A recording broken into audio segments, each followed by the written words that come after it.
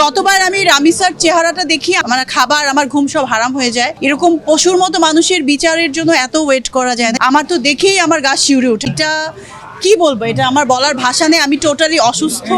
যতবার আমি রামিসার চেহারাটা দেখি আমার খাবার আমার ঘুম সব হারাম হয়ে যায়।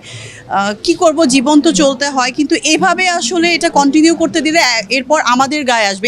এটাও আমাদেরই সবার বাচ্চা। আসলে এরকম পশুর মতো মানুষের বিচারের জন্য এত ওয়েট করা যায় না। এদেরকে আসলে এমন বিচার করা উচিত যেন অন্য যারা রেপিস্ট আছে ওরাও দেখে ভয় করে।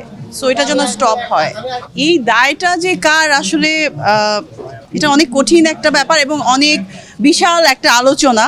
এখন আমি অন্য একটা আসলে সাবজেক্টে কথা বলছি, বাট এটা খুবই দুঃখের, খুবই কষ্টের।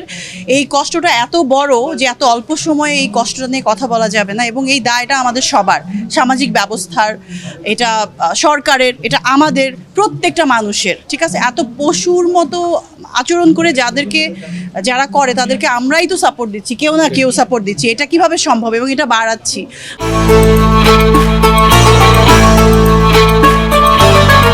আমার তো দেখেই আমার গা শিউরে ওঠে।